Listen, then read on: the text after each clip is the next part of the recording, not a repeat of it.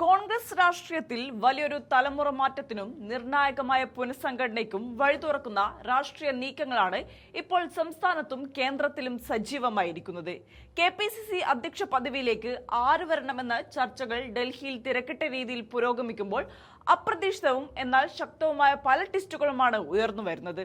കഴിഞ്ഞ ദിവസം പാലക്കാട് നഗരത്തിൽ ഉയർന്ന ചില ഫ്ലെക്സ് ബോർഡുകൾ കോൺഗ്രസിനുള്ളിലെ പുതിയ ഗ്രൂപ്പ് സമവാക്യങ്ങളുടെയും അണിയറ നീക്കങ്ങളുടെയും പരസ്യമായ തെളിവായിരുന്നു.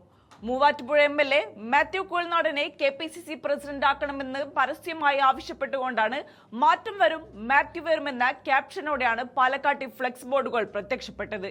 ഇതിന് പിന്നാലെ ഹൈക്കമാൻഡ് കേന്ദ്രങ്ങളിൽ നിന്ന് പുറത്തുവരുന്ന റിപ്പോർട്ടുകൾ ആ ആവശ്യത്തെ ശരിവെക്കുന്ന രീതിയിലായിരുന്നു. നീണ്ട ചർച്ചകൾക്കൊടുവിൽ മാത്യു കുഴൽനാടനെ തന്നെ നറുക്കു വീഴുമെന്ന സൂചനകളാണ് ഇപ്പോൾ പുറത്തുവരുന്നത്. AICC ജനറൽ സെക്രട്ടറി KC വേണുഗോപാലിന്റെ കടുത്ത പിന്തുണയും നോമിനേഷനുമാണ് മാത്യു കുഴൽനാടനെ ഈ പദവിയിലേക്ക് ഏറ്റവും മുൻപന്തിയിൽ എത്തിച്ചിരിക്കുന്നത്. നിലവിലെ രാഷ്ട്രീയ സാഹചര്യത്തിൽ യുവത്വത്തിനും പോരാട്ട വീരത്തിനും പ്രാധാന്യം നൽകണമെന്ന KC വേണുഗോപാലിന്റെ നിലപാടിന് AICC നേതൃത്വം വലിയ മുൻഗണനയാണ് നൽകുന്നത്. മുതിർന്ന നേതാക്കളുടെ വലിയൊരു നിര തന്നെ KPCC അധ്യക്ഷ സ്ഥാനത്തേക്ക് പരിഗണിക്കപ്പെടുന്നുണ്ടെങ്കിലും നിലവിലെ രാഷ്ട്രീയ സമവാക്യങ്ങൾ പരിശോധിക്കുമ്പോൾ മാത്യു കുഴൽനാടന്റെ പേരിനാണ് ഹൈക്കമാൻഡ് പ്രഥമ പരിഗണന നൽകുന്നത്.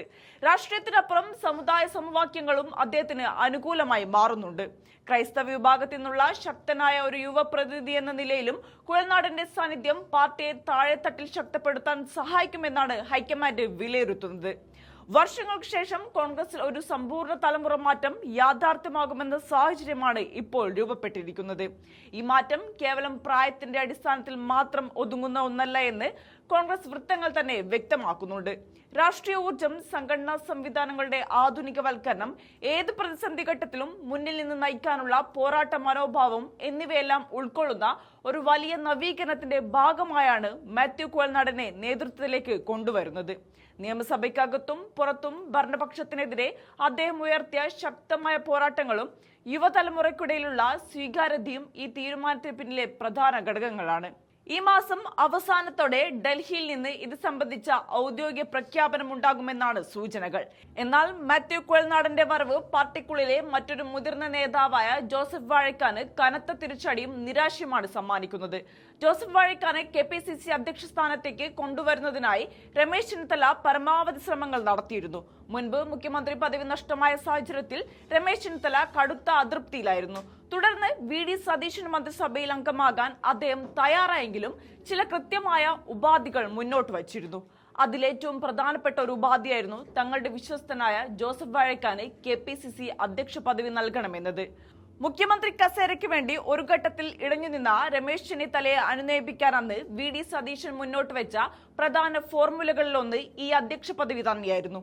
സതീശൻ പക്ഷത്തിന് അധ്യക്ഷ സ്ഥാനത്തേക്ക് ഉയർത്തിക്കാട്ടാൻ തക്കവണ്ണം ശക്തനായ മറ്റൊരു യുവ നേതാവില്ലാത്തതും ജോസഫ് വാഴക്കാനെ പിന്തുണയ്ക്കാൻ സതീശനെ പ്രേരിപ്പിച്ചിരുന്നു. ചെന്നിത്തലയും സതീശനും ഒരുമിച്ച് വാഴക്കാനെ സമ്മർദ്ദം ചെലുത്തുന്നുണ്ടെങ്കിലും KC വേണുഗോപാലിന്റെ ശക്തമായ നിലപാടും ഹൈക്കമാൻഡിന്റെ നവീകരണ താൽപര്യങ്ങളും മാത്യു കുഴൽനാടന് വലിയ മേൽക്കൈ നൽകുന്നുണ്ട്. ഒരു വശത്ത് പഴയ ഗ്രൂപ്പ് സമവാക്യങ്ങളും ഒത്തുതീർപ്പ് രാഷ്ട്രീയവും നിലനിർത്താൻ മുതിർന്ന നേതാക്കൾ ശ്രമിക്കുമ്പോൾ മറുവശത്ത് പാർട്ടിയെ അടിമുടി മാറ്റാൻ പുതിയൊരു പോരാട്ട മുഖത്തെ പ്രതിഷ്ഠിക്കണമെന്ന വാദമാണ് ശക്തമാകുന്നത്. എന്തായാലും ഈ മാസം അവസാനത്തോടെ ദില്ലിയിൽ നിന്ന് വരുന്ന പ്രഖ്യാപനത്തിനായി കാത്തിരിക്കുകയാണ് അണികളും നേതാക്കളും.